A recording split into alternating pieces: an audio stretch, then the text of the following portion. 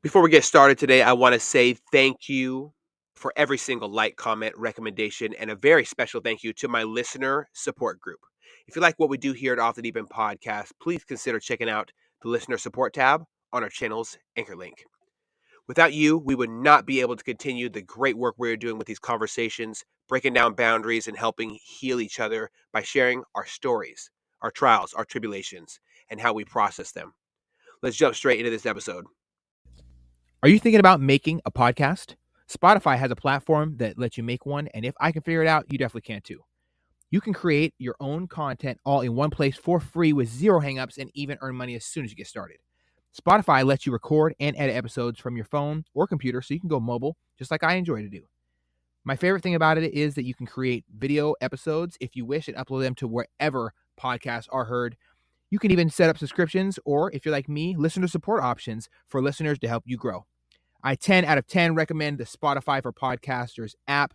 Or, why don't you just step over to www.spotify.com/podcasters to get started on your own podcast. What's happening, everybody? Welcome back to another episode of Off the Deep End Podcast. I'm your host, as always, Eddie, and I'm super excited to be joined by today's guest. She is a giant walking among us in the effect that she has on other people. I often say that the best currency in this life is the effect you have on others, and she is absolutely rich. I'm so thankful for her to join us today. Miss Amy, thank you so much for your time. I'm super excited about this. Well, I really appreciate being invited onto the podcast. I'm excited to have the conversation and to spend this time with you, Eddie. You're very, very gracious in your introduction, so thank you. Well, I tried to be. I always get nervous around people that I really look up to. So if I got the jitters, if I act crazy, for all my listeners out there, she's really that great of a person. I think my favorite experience surrounding you has to be the things you did for that young child that was bullied. So a little bit of background: there was a young man, and he was beat to living crap by some bullies. Right, the video went pretty much viral throughout the school, and people were following up with that heinous act of bullying him, saying that they were going to do the same thing, but worse to him. They're going to find him down, getting texts from random numbers. It was a social media viral bullying sensation thing at that school. And for those who remember school, it's your entire life. Everybody in your life at that time was bullying you. You would not feel too hard about yourself. So Amy took it upon herself to find an idea. Created this idea of how do we attack this from a 4 or even 5 or even maybe even 6-dimensional way, because bullying is a 4-dimensional thing. I love the fact that Miss Amy reached out to her buddies, reached out to the parent of the child. Hey, can I have these people text your child? She reached out to some friends, and it spread. There was a barrage of messages speaking positivity, to this child. Don't do anything crazy. Hey, man, I'm sorry this happened to you. You're not alone in what you're going through. This, that, and the third. And I absolutely love that idea of having a community come together and surround this child. So that is just one of the ideas that spreads like wildfire. And that child, I hope they're doing a lot better in life. Miss Amy, do you have any update on that kid? So he is doing pretty well. And what's nice is, like you said, the school district the school district failed this child. I don't want to say his name because I didn't ask his mom's permission for that, but I will go back and touch on, I did ask his mom's permission. He was already receiving texts from people he didn't know. Would some veteran buddies be okay if they text him? And then I gave my buddies, just be encouraging, don't be a parent, let his parents be his parents, but just give him encouragement and different things like that. And it was an amazing project, I think, for everyone. And because my thought is, like, when you're bullied and things go viral, it's humiliating, but it's also like it's devastating to go through those things. And how do you change the power paradigm? how was I going to take the power away from the kids at school? And so it was, and for me, it was really nice that I have friends. I mean, I had a 4-star retired general who texted him. I had mayors that were texting him. And so I have really good friends. And it was really cool how everybody came together. And so it kind of took the power away from the situation and gave this youth the ability to see perspective. Because I think kids right now who have suicidal ideation and different things like that, part of it is they lack perspective. Somebody, you don't get into the college you want, you don't get the experience you thought you should have, and it's the perspective that it's not that big of a deal in the span of your life, but it's your whole life in that moment.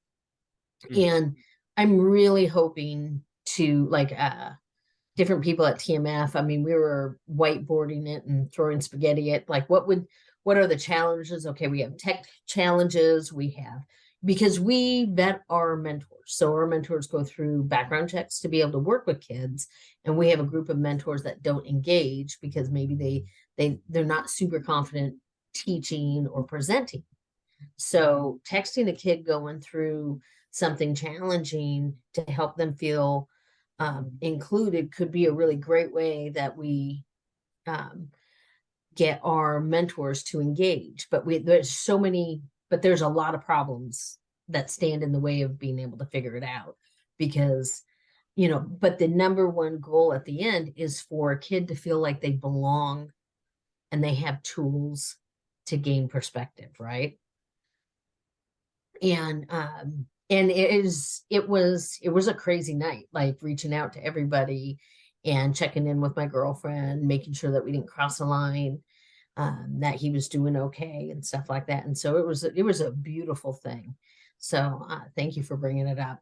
I do feel like, it's belonging. That's what we need right now. I think even in the divisiveness, people are just trying to figure out how to belong. And that's part of the puzzle that needs to be figured out. Absolutely. I think it's no secret that our country has, amongst its youth, we have a lot of serious things we're facing. And I think it's almost insanity to not, or, to pretend it doesn't exist. It's insanity to pretend that our children don't need to know that they're loved, that our children don't need to know that they can achieve things regardless of their skin color, their gender, sexual orientation, anything, religion, even. There's nothing that can stop you from being great other than that person who looks in the mirror. And when we have empowerment of our youth, we are literally setting up the country for success. So that's something that I've really been focusing on with my wife's little brother, Jackson, spending time with him, bringing him around, recording podcast episodes at Microsoft, or going down to talk with Seahawks, or talk with prestigious military individuals that can't even be named because they had to give up their identity, being in the special warfare community and stuff to protect their family, being around people who do very powerful actions in life to give that child perspective that you can do this too. And here's how. It's really easy. You just work really hard towards your goal. You have a good team, mentors that have experienced more than you. And with that experience and gaining from that experience as a young age, that perspective can kind of develop.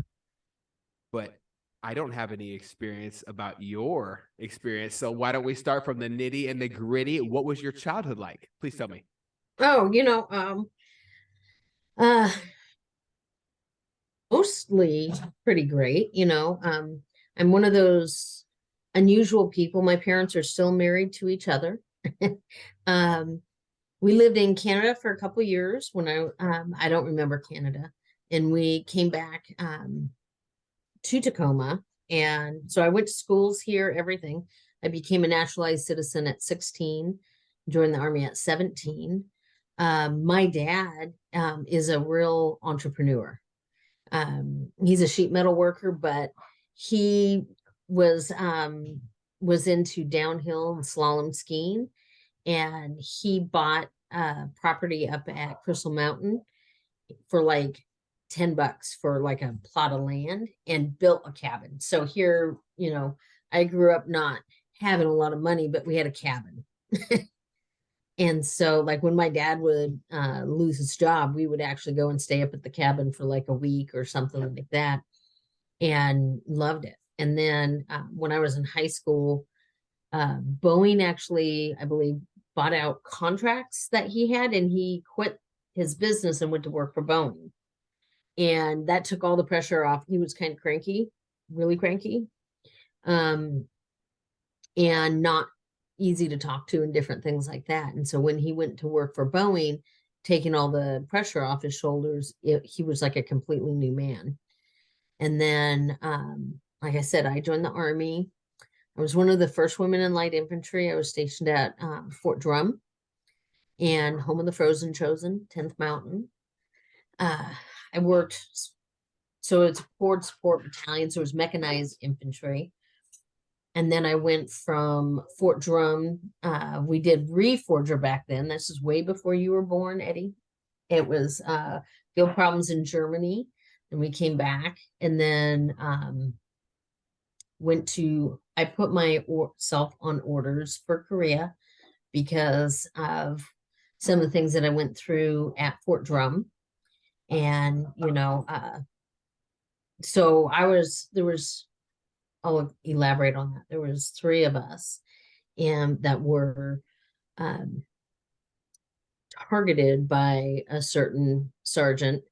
And so all 3 of us were sexually assaulted. And this other sergeant was like, you guys need to come forward. And we were actually dealing with it on our own, trying to kind of have each other's backs and stuff like that. So, but we chose to actually step forward, and we were told that we should think about his family.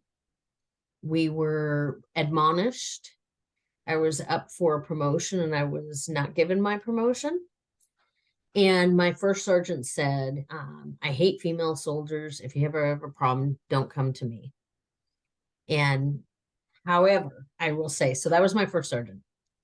And that's what he said the very first day I got to Fort Drum, and I was like 18 years old, never been away from my parents other than basic training and AIT.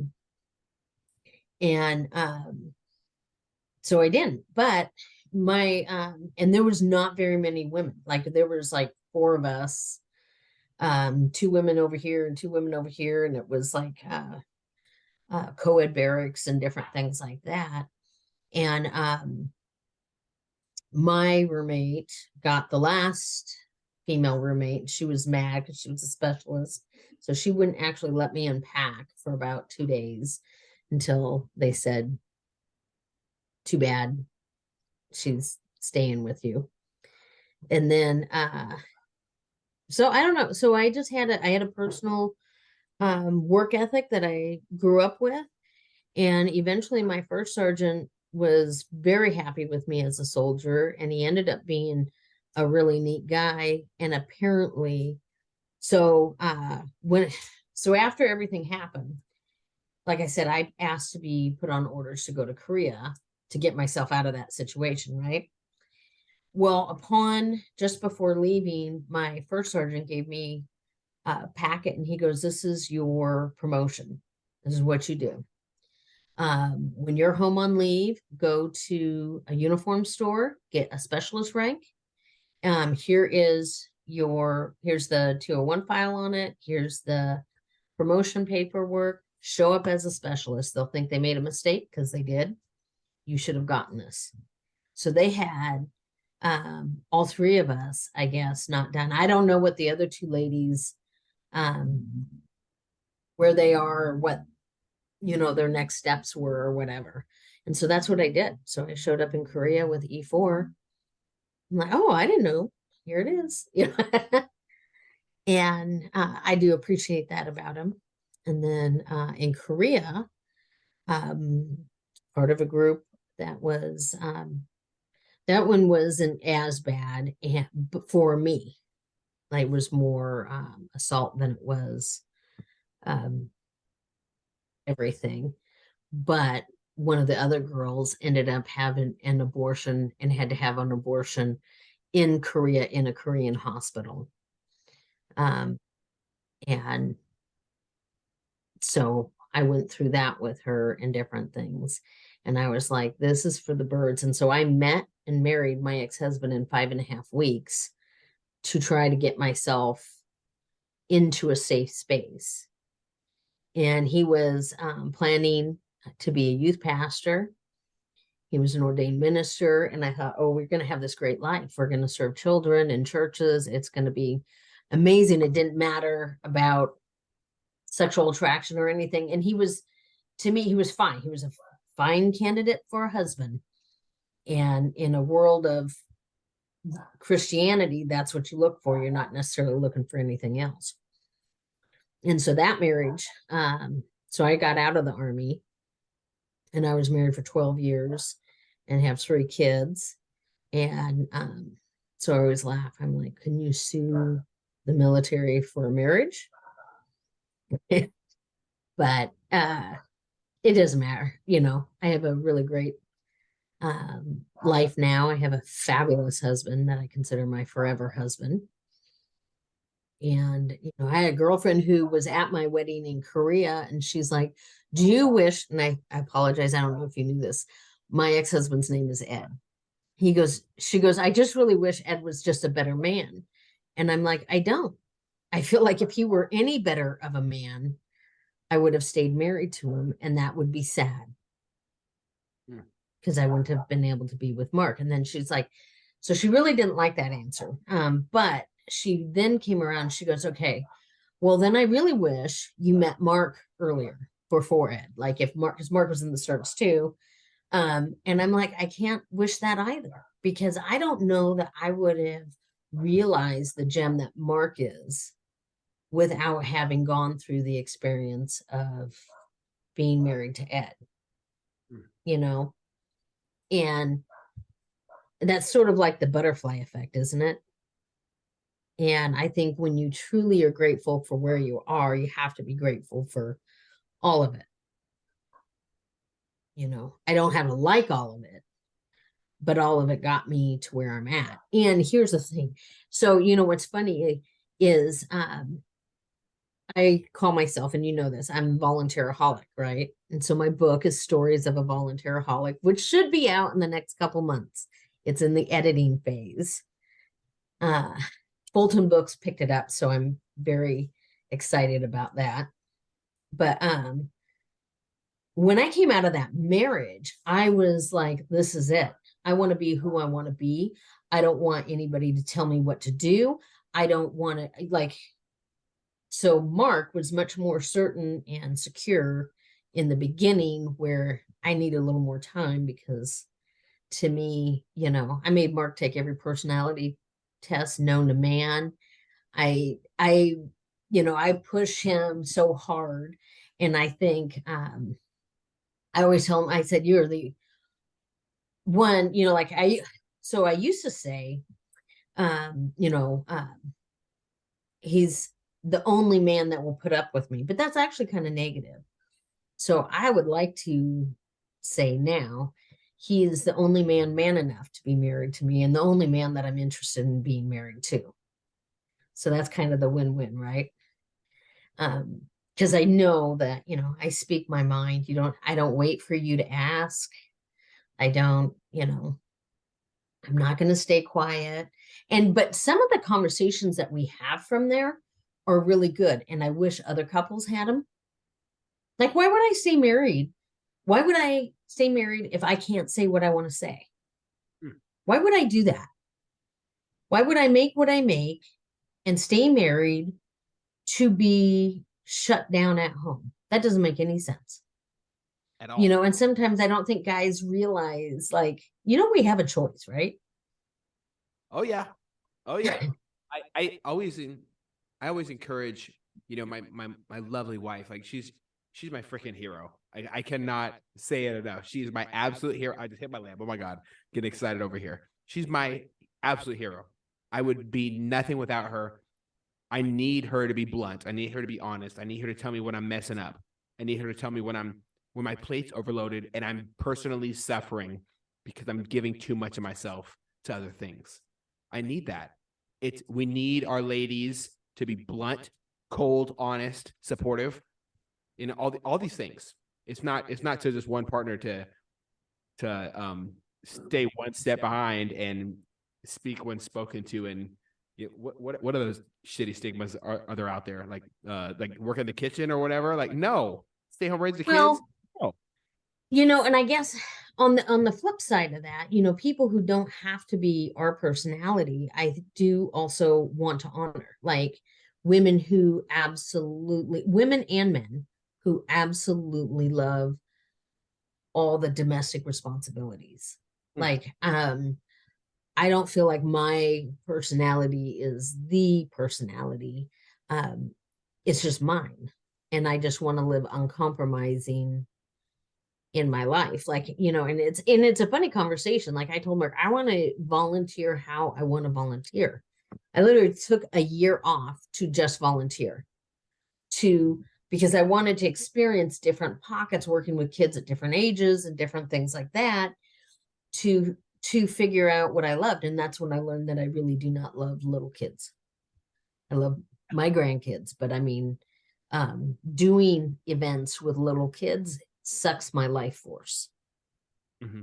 So, and it sounds super funny, but I love teenage kids. I love kids that are rough around the edges, that are part of suspended, expelled programs and different things like that. And I know other people are like, yikes, are you kidding me?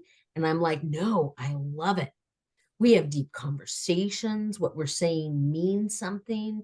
They're literally working through their life, and they have huge opportunities and challenges. And that's my favorite demographic. Let's figure it out. And if I can get them to have an open mindset to, here again, it's that perspective, right? To open up and realize there's different ways to do things, and it's not just one. That's, gets me to where I'm going. And yeah, that's me. That's really awesome, right?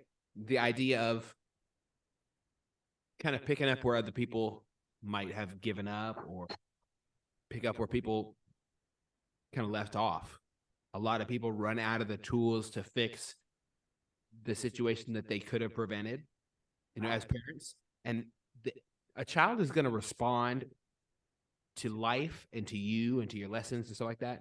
It's important for every single child to have mentors, to have leadership, to have, someone who cares, and to know that they are valued, to know that their mind is not just having these thoughts that are useless. The youth, what a powerful tool to sculpt the future. We need to stop looking to people who think they got it all figured out, because there's always something new to learn. There's always an experience to be humbled by other children. It's going to keep happening, because I listen to some 11-year-olds and they blow me away every time I talk to them. I'm like, what ideas do you have figured out? Something I wanted to touch on that you brought up. One, I wanted to say, I am absolutely heartbroken, devastated, and enraged that you've experienced these situations in the military. It is, back a while back, it was very, very rare for our ladies to be in a uniform in a combat role, and they were treated like absolute dog shit. I know that a lot of ladies are in non-combat roles in the military right now, and they're still treated like absolute dog shit, and it's a problem. Leadership does not come from a certain gender or race or religion, color or creed. Leadership is leadership, and leadership can be, just like you said earlier, any age. It doesn't matter. You don't need to be a certain gender to fit a role in the military. And the fact that our ladies are being taken advantage of under the supervision of others who sit idly and let it happen is disgusting. It's disgusting what happened on my ship to my sailors. It's disgusting that I even had to file an EO case. It's disgusting that they tried to pull my rank for the sexual harassment and other things as well that I'm not gonna speak on because that's not my place to talk about. But it's disgusting, and I think that the conversation needs to be had. I think that it needs to be brought up that these things do happen in the military. Domestic violence does happen in the military. These are serious issues that we are facing. Morale, why is morale low in the military? Why are people not re-enlisting? I don't know. It might be because of shitty leaders. Surprise, surprise. I think it's important that leaders stand up and say, this is not going to happen under my watch. I refuse. We have a zero tolerance policy for this. And if you mess with another person in uniform, regardless of who they are or what they look like, you're out of here. I'm not going to have it. I agree, but I also think it's our brothers and sisters in arms. Yes, it's a leadership problem, and it's too bad when leadership is so concerned with whether it's their career or their unit, so therefore their career, whatever is making them make the decisions that they're making, or trying to figure things out in a really weird, whacked out way. But I also feel like I had a squad leader in Korea that when he got there, everything stopped. He was a big black man, and he actually gave me away at my wedding. Called my dad, said, "Hey, I have daughters too. I just want to say man to man, it would be my privilege and honor to do this for you." And he just one of the greatest guys, right? And I wish I could tell you I stayed in contact, but I didn't, because it's weird, because I was like a daughter.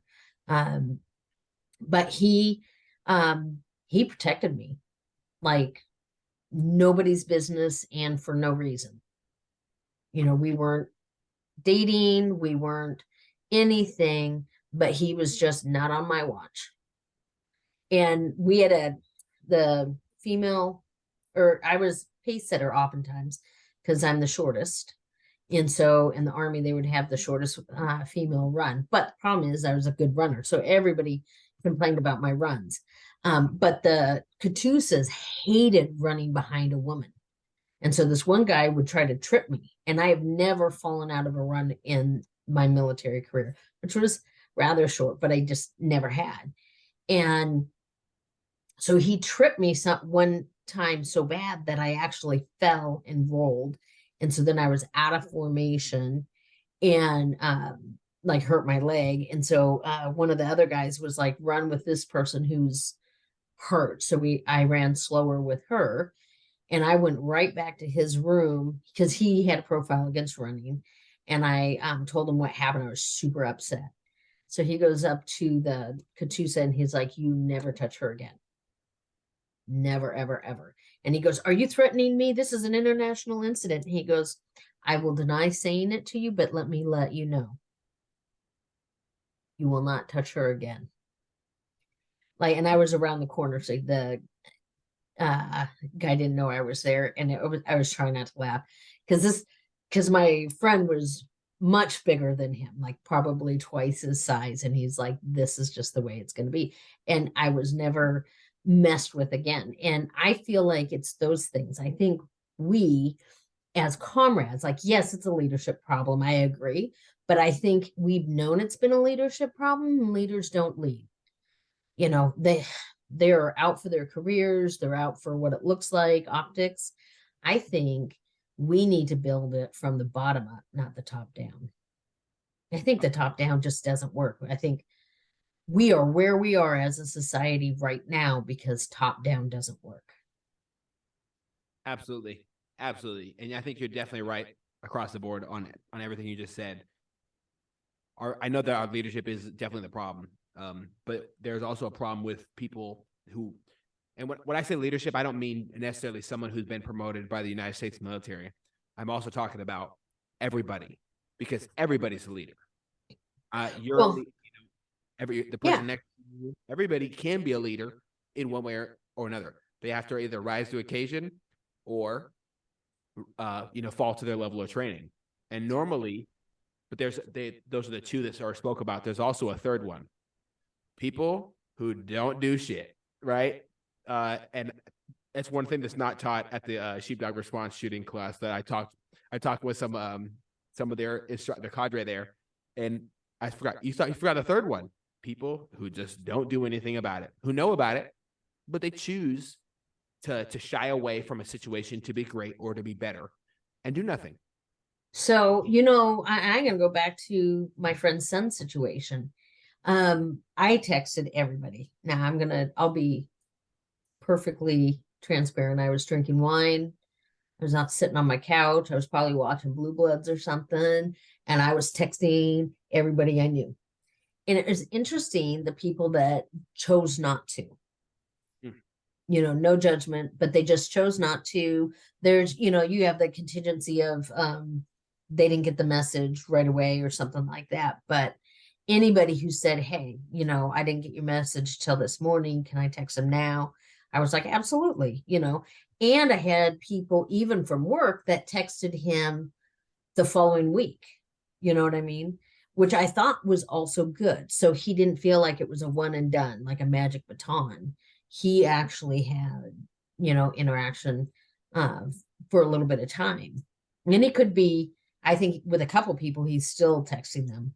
And it's that type of thing where that's why I think our whole society is brazen and terrified. Like it's so hard to step forward and say, nope, absolutely not. We should be doing this together better. You think of how many kids are experiencing homelessness that are in school, and they're like, oh, well, that's so sad. But they don't go, oh, you can stay with me. Let's try to figure out how we do this. It's sad. It's, or different things like that, but not, I have a sleeping grandson that was just carried away from me. So cute. But yeah, I think we don't know how to just stand up and move forward to support one another. And I think our friend Elliot, who did the polar plunge, I told him there is no way I would ever do a polar plunge ever, but I will do whatever my friend needs. And that's exactly it right there. A lot of times it costs absolutely nothing to be kind to someone else. Literally nothing. I don't have to vote for Trump or Biden. I don't have to like guns or not. I don't have to look like you. I don't even have to sound like you. You don't have to stutter like me when you get excited. There's nothing that has to connect us for me to be kind. We set boundaries. We decide and contribute. Yes. Like if you're like, Amy, I'm going to do this. I need this. Boy, if I can figure it out, I'm going to do whatever this was, because you said you needed it. And I need people every day. So I want to contribute to other people's needs too. And I love that. Something that we did over the past month and a half here at Off the Deep End, we have been donating every single dollar that this podcast has secured. I think that's the right word. I'm dyslexic as hell. It is what it is. Every single dollar that we've, got here, we've donated to a local nonprofit that helps with domestic violence advocacy, domestic violence survivor outreach. And you notice I said not victim, because as soon as you take those steps into dealing with the situation, you're no longer the victim. You are becoming a victor. And I love the fact that, we, the female, all the work that they're doing out there, it's really something I try to support and believe in. And it costs nothing for me to just click a couple buttons and send everything that way. It's not gonna hurt me. I'm not doing anything dangerous. I'm just spending my time investing in somebody else healing. It's free. It's just energy. What you did, reaching out to other people while you might have missed a couple crucial parts of Blue Blood, and you might have neglected your wine a little bit, but it costed nothing for you to do great things in that moment. Well, and I think it goes back to your point. you know, with both boys. So one boy is obviously still struggling, the bully, right? Obviously is not getting the support even within the school for helping him to be a better human and his cronies or buddies or whatever.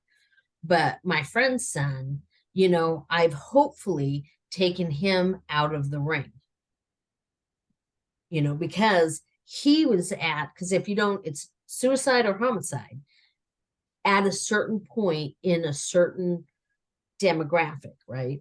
You can only take so much pain if you see no more hope, and that's where we are. And so to me, I hope that I've taken my friend's son out of that. And then I would love to be in that school. That school is not receptive, doesn't seem to be open to it. I took up flyers. I had emailed people and stuff like that. And other groups have said, oh yeah, that school is really hard to, and it's affluent actually, which I will share that it is harder for me to work with affluent groups. It's interesting. People go, oh, so TMF is for inner city kids. And I'm like, no, TMF wants to build character across our nation. We want to utilize veterans and families of the fallen, but character needs to be talked about everywhere. Everywhere. You cannot assume because a kid has resources that he doesn't need to have those discussions, that home could still be toxic, that, all these different things. I said, our resources like backpack giveaways, Croc shoes, different things like that, those need to appropriately go to the right schools. Mm-hmm. But our curriculum is awesome and needs to go everywhere. And I think even, and that brings it to, I think nonprofits, I'm hoping, are starting to turn a corner and work better together and look for those win-win situations. 100%. And, them saying that these inner city kids or whatever, quote unquote, right? That's another box that they just put these children in. They don't know what these kids go through. Right. I lived in the middle of a city at a brand new school, and I went home every single day, almost sure that I was going to eat dinner with my dad, and it was just us. Almost sure that I had food. Not sure, but almost sure. There's nobody, and I went to school with people who showered in the locker room and slept on random people's couches or on the street. Their whole 4 years in high school. Nobody helped. Yeah. Never know what someone else is going through, and you should never presume. To be presumptuous is dangerous. Well, and here's the thing. Those kids, to me, often have really good character and perspective because they've already had to go through so much. And so, so I love doing the curriculum with them because it's just a deeper conversation. But it's, and I also say this, make sure you understand, I do not feel like under-resourced schools lack character. That's not what I'm saying either. And I do not guarantee that over-resourced schools have character. 100%. Because how many times about the quote unquote spoon-fed children on a TV show or in real life for like me personally, there was a situation. There was a brother and sister, and they had a great family unit, and everybody was always talking about partying at their house every single day. Their parents were super cool in high school. They lacked the ability to be just nice to normal people. If you didn't have this purse, or if you didn't drive the car to school as a 16-year-old, and it's just unrealistic, right? And being kind costs nothing again, right? Nothing. Well, and it's having those having those discussions. I love it when we talk about teamwork, and you talk about high performing teams. Oftentimes sports teams come up as high performing teams, but when is a high performing team doing bad things? when they're not including, when they're bullies as a team, when different things like that. And so making sure that we realize and that we can call out. But I think, like when we think of making corrections, there's the call out or the call in. So either I say it when I see it, or I pull you to the side and have a conversation. But that's a good conversation to have with kids. Like when would you choose one over the other? We had a conversation at work, and everybody's like, oh, I totally prefer the call in. And I'm like, well, I mean, that's great. However, I've been in situations where I've learned exponentially because somebody called someone else out and I got to learn from their mistake. I know that it's uncomfortable when we make mistakes publicly, but if we learn how to build our resiliency of being uncomfortable, others can benefit from, hey, that wasn't kind, suggesting that he was only doing it for this reason. You don't know that. Mm-hmm. And, and making those assumptions, and it's hard to talk about things without talking about things. But I do understand. It's almost like telling somebody, hey, you're really a horrible person for what you just did, because here, this and this and this and that. I know you're not one, but you're coming off that way because you're making other people feel horrible. Not because you're bad. Let's take a look at how we do this. Or one way I usually present things is, hey, brother, maybe it's not a good idea to this, that, and the third to my friends when they're really messing up. I never try to do the call out method unless it's someone that is doing something that's going to hurt somebody else emotionally, physically, whatever, right? Someone picking on somebody for a certain demographic. I don't usually get down with stuff like that. We all have our jokes, but there's a line that should be drawn when it comes time to call somebody out. You have to address it. And safety zones, comfort zones are dead zones. Greg Plitt says it so often. I wish he was still here because he'd still be saying it. But you're never going to grow from those areas where they're comfortable, get a nice cup of coffee and talk about going through the most difficult things in life. You're not going to be able to do it. There's going to be times where you need growth through the fire. You need to stick your hand in the fire sometimes, get burnt, so you know not to do it again. Yeah, I agree with that. I think, and there's areas, that each of us can choose to be non-compromising in. So, you might have your area, I have my area, and I think those around us that know, they know, or they're going to find out. They're going to find out, right? So I think I know what TMF is about. Why don't you walk us through for our listeners what the Travis Manion Foundation is? Okay, well, of course, I'd love to do that. So Travis Manion was a Marine Corps officer, and he died in Fallujah back in 2007. His family really wanted to create a legacy for him based on, like, his personal ethos is, if not me, then who? And he really, really wanted people to get involved in community.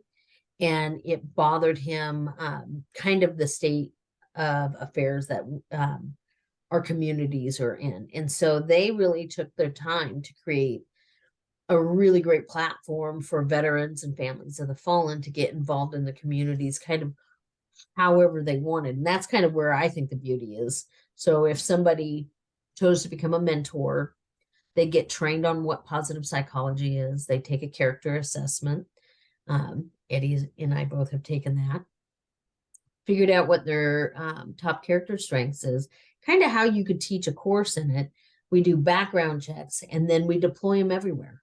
So one veteran could say, hey, I want it for my daughter's basket weaving class. I want to teach the character courses there, and that's great. They could say, hey, my son is in a tap dance group, I want to teach it there. And someone else could say, I have junior ROTC at this school, and somebody else, I have a veteran in Idaho who does charter schools. And so it's wherever they feel their demographic of kids are. It could be in Boys and Girls Clubs. It could be in, community group, troop, Boy Scout troops or Scout troops, anything. And so that's where it's beautiful, because if we're teaching character often, having those complex conversations, our whole point is to work on our nation's character. And I like that they do it with the veteran and the family of the fallen first. Let's get you right. Let's see, make sure you understand how to be your best version. And then I also like that we spend time trying to pour into our volunteers and our mentors, having conversations with them around mental health, around balance, different things like that, so that they can then minister to our kids and our communities as much as they can. So that's kind of what the Travis Manion Foundation does. They are really great, or we have some really great partnerships. So Under Armour partners with us, and they fund our Character Does Matter program, so that when we take it to schools and Boys and Girls Clubs and different things like that, it's free. And so schools right now are like, awesome curriculum we don't have to pay for,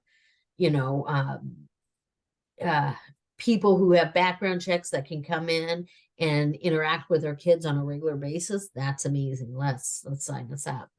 And so I think as a regional manager, my goal is to make sure that I have enough mentors and volunteers for each school, so that it's a win for them. It's a win for the kids. They're getting a great product and a great atmosphere. And it's a win for my volunteers and mentors, that they're not getting burned out. Wow. Well, that's just phenomenal, right? The effect we have on children. I think I've spoken about it quite a few times on this podcast so far, and on other ones as well. The importance of affecting children in a positive way. The future of this nation, it's kind of a no-brainer. How do we approach this from an analytical standpoint? What do kids need help with right now? Character building. Children need character building. They need to, be encouraged to find out who they are and be supported in that process. What are one of the most fruitful moments that you've experienced personally while working with TMF? Oh, I think it's the conversations, like it's the surprise of what kids bring. Like we recently had the conversation about teamwork with a junior ROTC, and talking about kind of even the shadow side of a character strength. Last summer, Sage and I were doing National Guard youth. We had a conversation around kindness. So we always say, is there a shadow side to kindness? And me, I'm like, I personally was like, I don't think there could be. What, you could be too kind? Well, the kids were like, there's absolutely a shadow side of kindness, when it's insincere, when you're trying to get something for it. When, and I was like, well, stand corrected. And I think we got to kind of peel the onion back and talk about how to showcase authentic kindness and make sure that we're, being our best version of ourselves. I had a veteran that talked with kids, part of a sports and schools program in Seattle, and he asked them, where is kindness and where is kindness missing? And I'm like, oh, that's a big question. And so he had a kid that said kindness is missing at home, and a kid that said kindness is missing at school. So then they got to drill down and talk about, how do you find kindness? How do you build kindness? How can you bring kindness? And I'm like, those are important conversations that that's the magic. I mean, that he got to do that and give those kids a new tool. And here again, you can take it all the way back just to perspective, but oh my God, that's the work we're supposed to be doing. I love it. Wow. Something that really stood about what you just said there was the fact that the kids are having conversations with other kids. there has to be a lot of enlightenment about who surrounds you at a school, and building a perspective off of other people's experience, even at a young age, can be very, very overwhelming and alarming, as much as insightful, exciting. You could find common ground with somebody at a young age, and learning to do that can be a foundation to build off of for adulthood. I know that you personally, one of your main strengths that I've recognized in you is your ability to find common ground with somebody and build off of it in a way that's going to achieve something positive on the other side.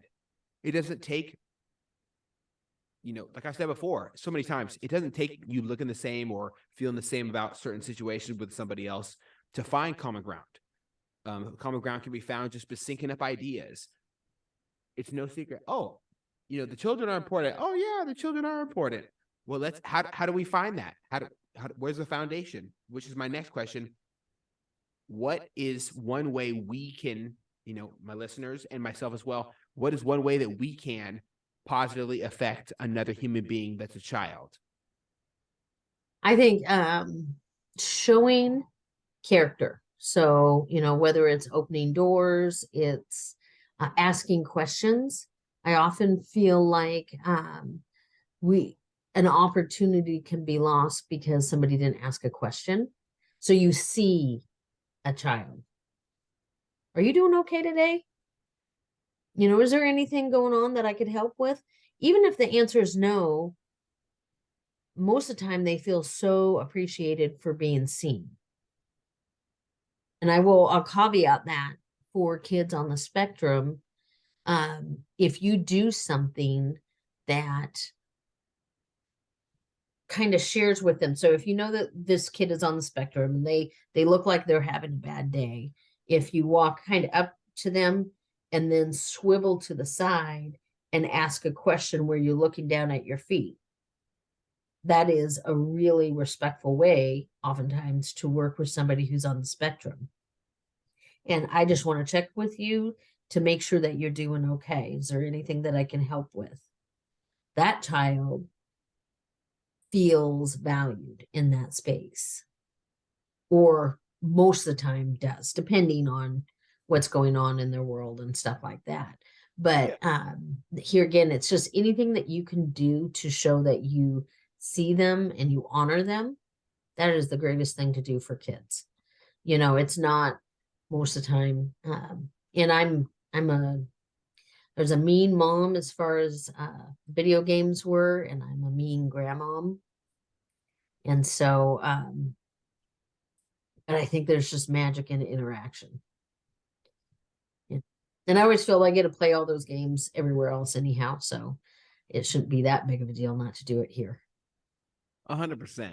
Wow. And I appreciate you putting that in there for, how we deal with children that are on the spectrum, because we don't know. There's no book out there that's going to positively recommend how to approach any situation where we are a little bit ignorant, honestly, as a society. One of my favorite shows that I've been watching recently is called The Good Doctor, and I don't know if you've seen it yet. You have to see it if you haven't. It's overwhelmingly funny, insightful. There's a lot of emotion. There's a lot of that doctor approach. It's about a person who is a practitioner of health and working in an ER and turns into a surgeon in the future. And he is on the spectrum. It's not even a question if he's on the spectrum or not. He's absolutely on the spectrum, but he has these amazing gifts. And it reminds me of my high school, because I had a young man and you could hum a song and he could play it on the piano. And my question is this: what gifts do people who are on the spectrum have that we don't understand? There's so many beautiful examples of someone who is looked at as disabled really has extraordinary abilities that we can't even comprehend most times. Can you tell me a little bit about your favorite experiences dealing with people who are on the spectrum and what you've learned from them? Well, and I agree with you. I think they're really great gifts to be seen. I think there was, so that year that I was volunteering, I was doing fourth grade classes. I was confirming, it was third and fourth grade classes, confirming low test scores for reading. And so I would meet with the kids. Some kids I met at their house actually, right? And one of the biggest things that I found, like I wrote this big report and I don't know what they did with it, is I felt most of them were actually tested incorrectly. The problem was what they were reading was super uninteresting. So this one kid, I brought a Sports Illustrated magazine because there's super big Rams fan. And so I started testing him on this article about the Rams, and it like increased it almost by double. And the words on it were much more complicated than what was on the test for third grade, right? Sports Illustrated, I think, is written for more like a sixth grade level. Most magazines are written for sixth grade level. So, you know, but I did that for him. So there was another kid that was not an Amy fan, and I'm not used to kids not being Amy fans. And I knew his parents, and it was weird. It was like his parents were having to get almost aggressive to get this young man in my class. And he was almost my same size and in the third grade. And finally, one day I saw him walking up with his mom, and he was doing like long jumps. So when he came into the classroom, I'm like, you didn't tell me you had a superpower. I'm like, I watched you jump. I think you jumped farther than any other kid. And so we lined up all the kids and we did long jumps, and he was the farthest one.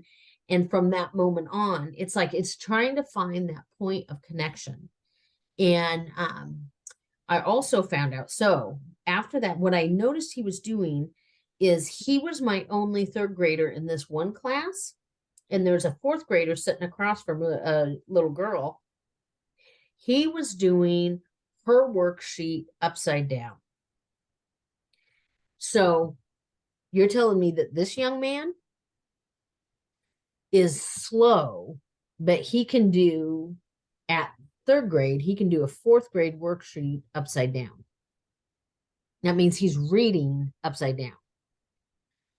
And so then I met with the school, and they're like, no. And I said, I need to understand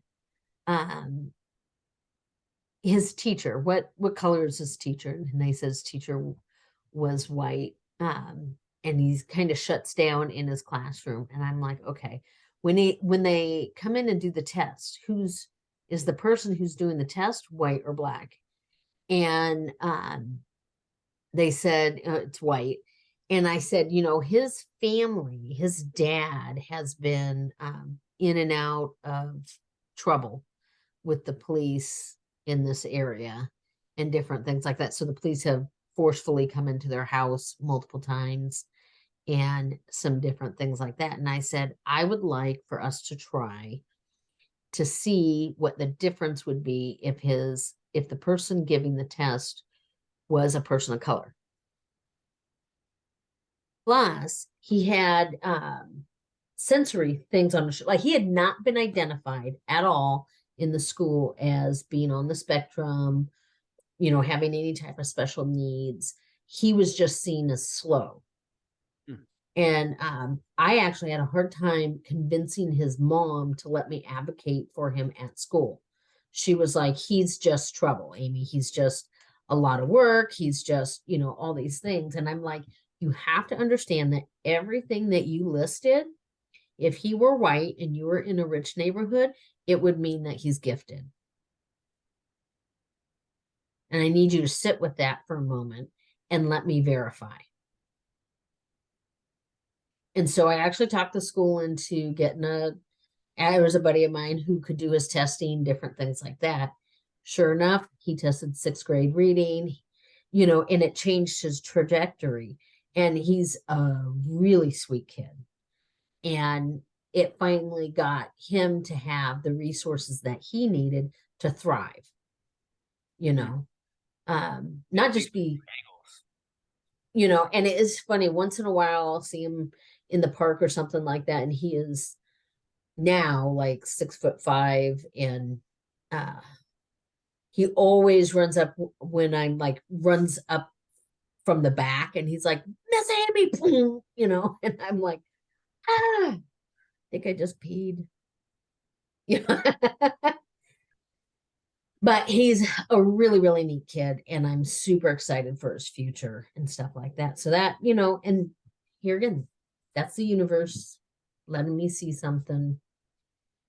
And, but it's being bold and courageous and caring. It's so frustrating when people just don't give a shit. Apathy is the worst thing. Like when you're like, oh, will you, you know, educate yourself on this or do that? No, I just don't care. 100%.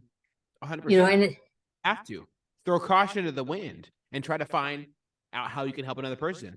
You just by changing the demographical standards, right? I think that's the word, demographical. It is now. It is what it is. So demographical standards that you just changed right there. It changed that child's perspective. It made them feel like they are safe, or maybe they just spun the test upside down and they could do it. Surprise, surprise. The idea that someone's disabled, that's a label. That's a box. I don't like people putting others in boxes. I like the idea of people judging off their, you know, I believe in meritocracy. I believe in you can outlive, outlast, and outcreate your circumstances in life. For others to clip your wings and put you in boxes is just not it for me. And I really think that everybody has a place that they can contribute to society in a positive way, unless they're trying to sink the ship and burn it down. So I agree. And I think, my daughter is that way, and it's crazy, her journey to me. Like, I don't think she realizes how amazing her journey is. She deals with, when middle school, she dealt with suicidal ideation and self-harm. And we actually, at one point, had her in counseling in like 4 different groups. And like she had a suicide letter with a game plan, with an exit strategy, and it was all the things, right? So we get her through middle school, and then she goes to high school, and she is not thriving. But because she's so smart, the school did not, even though she had a 504 plan, wasn't, and part of it is because of the number of students, I guess, or whatever. They're like, well, we have to wait 3 days and then we'll send her homework. But it was always kind of like a behind the ball. And I wanted her, so, and some teachers just really didn't get it. Like, if she was having a bad day, she's not at the mall, she's under a weighted blanket. And in those moments and different things, she can get up at 2 o'clock in the morning and do schoolwork and do whatever she wants, but she needs to have the things that she needs to have. So, in the Tacoma School District, she missed the cutoff for online school by 1 week. Didn't matter that she was military, didn't matter her 504 plan. They did not give not one. And so it forced us, but she was really struggling in school, with kids, with just everything. So we ended up she researched, and she ended up going to an online school called through James Madison University, because it had college level classes. Not every class she took was college level, but she could excel in the areas that she excelled. I had a girlfriend who was like, she's never going to go anywhere. She's not going to be able to go to college. That's the worst suggestion you should do. And she was retired military officer, or not retired, but was a veteran, and she was a West Point grad. And just was like, oh, that's just a horrible idea. I can't believe you're letting your child do that. Sounds like she But had definitely an, active duty opinionist. yeah. And so to me, I did. I just trusted my daughter that she knew what was best for herself. And I supported her in it. And she has been a small 40-year-old since she was about 15. And so then we got through and we had open conversations about where she was mental health.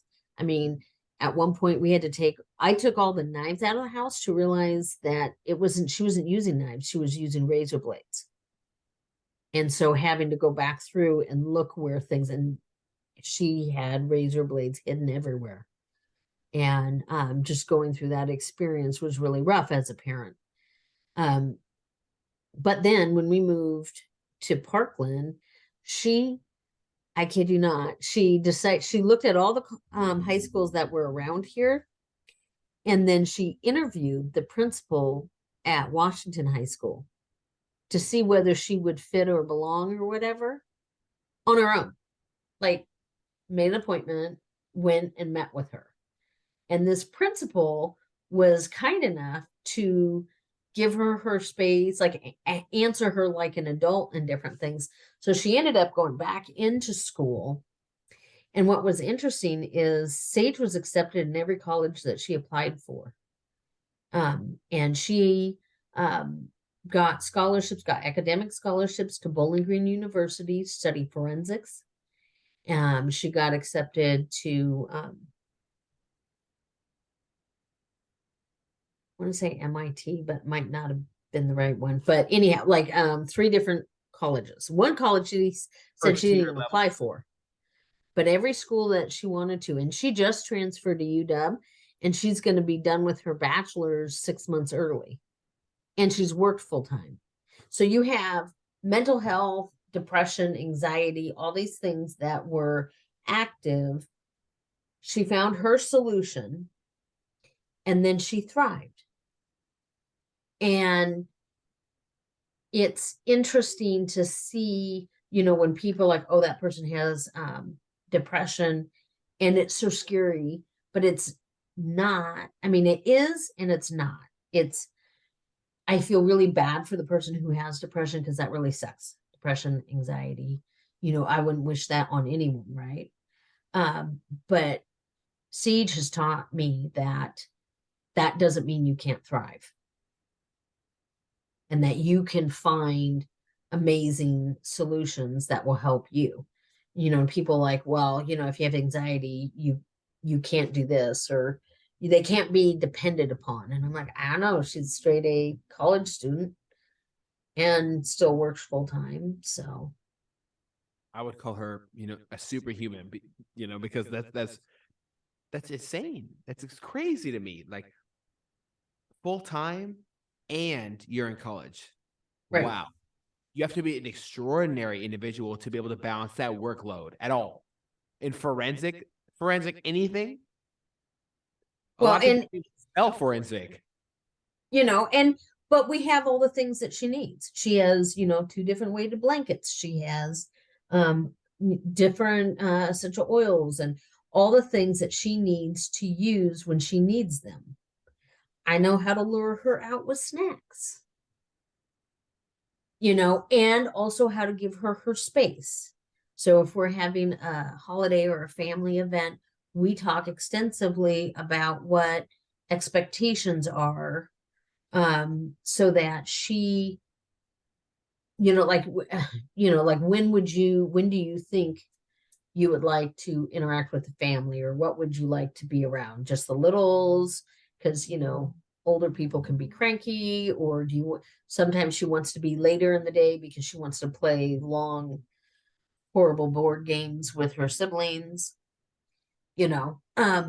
So then, and it's the snacks, and stuff like it's a tool, for her. And they talk about it for different types of anxiety and depression. It's a thing that can bring them out. And so you don't do well to have everything out all at once. She needs to be lured. Absolutely. And tools of the trade, right? I've had so many friends and family members who have suffered through very, very extensive periods of, you know, bipolar tendencies, depression, anxiety. I've had quite a few friends not have a great support system, and unfortunately, they felt the need to take their own life.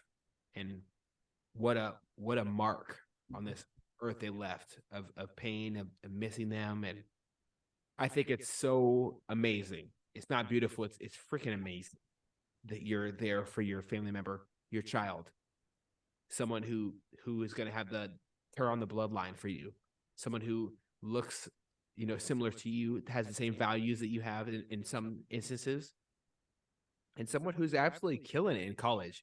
You're supporting your daughter, and that's beauty in itself, right? Being a present parent. How much could the rest of the world benefit from having present parents? It's huge. It's astronomical. And I think it's essential for us to continue this thing called living in America. It's not just a James Brown song. It's hopefully it's a mission that we're all on. Living in America. It's really simple. Care about others. Look out for your neighbor and look out for your own. I think we can get it done. My last question is this. Who inspires you? Because you're someone who inspires so many others. Like, oh my goodness, if I didn't tell everybody about Amy, like, who would I be? I literally spend quite a bit of my time talking about you, Josh, Cody, Sean, influential people in my life that I get to interact with on a consistent basis. Who inspires you? Not to be trite, but like everybody, I think the kids I work with inspire me. Teachers that care inspire me. I think right now I really feel like you're a part of my tribe, like you said. You and Cody and Sean and Josh sometimes. No, I'm playing. But you know what I mean? Like, I like our group because I do feel like we can be real with each other, but we're also very like-minded for the most part, Um, and I think I get inspired by everybody. My children inspire me tremendously. Like each of them are on their own journeys, and I love to see them as parents. Javon in college, Sage in college, and even how just we have the opportunity to interact better. I hope my children are better than me and their children are better than them. And I don't say that lightly. You know what I mean? Like I don't believe in comparative superiority, or I try not to. But the things my children have taught me so much about being a better person, and I love and appreciate them more than I think they could ever know. Wow. But I will say this one thing with my grandson. I say, I love you more. And he goes, no, Grandma, I love you more. And I said, it's not possible. I love you more. And then he goes, well, I'll love you longer. And I'm like, rude. Yeah. But I want that to be true. Yes, absolutely. My goodness. I don't even know what to say right now. My eyes are like filling with tears and stuff, and I'm getting all emotional. I want to let you know that it is so just overwhelmingly beautiful how you speak about your kids and how you speak about Mark, how you speak about people that influence in your life. Yeah, let me say that my husband inspires me too. Of course. Yes. But how you speak about the people in your life is how I hope that everybody would like to be speaked about. That you're sharing knowledge, you're sharing lessons, you're creating life experience that you can pass down from generation to generation. I think you're exactly the supportive mother that your children need, and you're the exact grandparent your grandchildren need as well. I love the things that you do on a regular basis. I told you when we talked, like you reached out to me. So when am I going to schedule come on a podcast? And I was like, I was going to ask you in person. I was very nervous, and it wasn't because you're, a superstar celebrity. I think you should be a celebrity. People should practice supporting and believing and following up with others who are actively doing outreach instead of just putting out an Instagram post or a tweet or a Facebook or a song or they're on a TV show. Those aren't the people who create culture.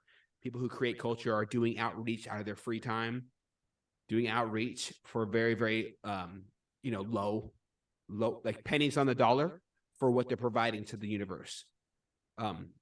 People like you are what's going to get us out of these situations where we have active shooters. People like you are going to lead our children towards self-betterment, believing in themselves, how to inspire confidence in others. You're creating culture.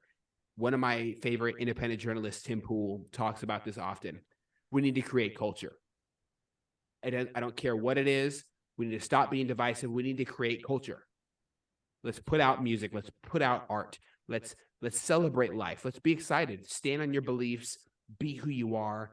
But let's help one another. And that's exactly what you're doing. I really do appreciate the work you do on a daily basis. And wow, the lessons I've learned from you, you're always a voice of reason when I need one. So I really do appreciate the individual you are.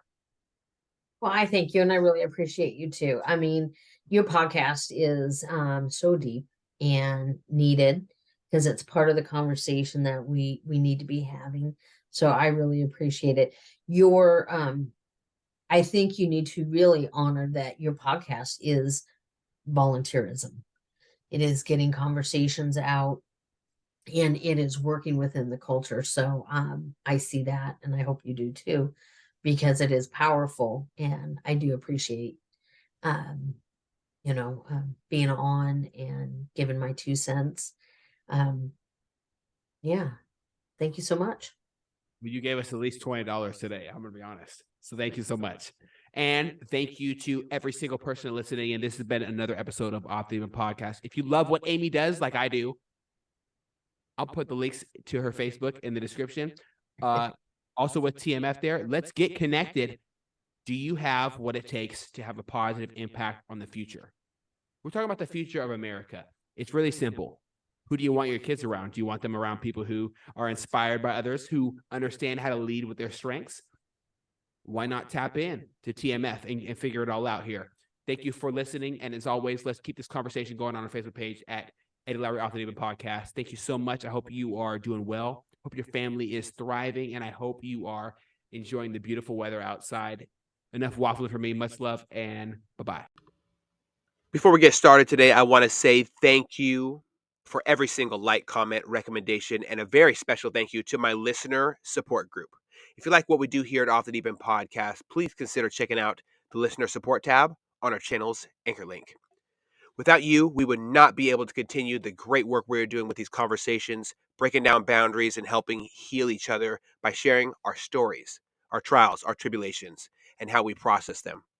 Let's jump straight into this episode.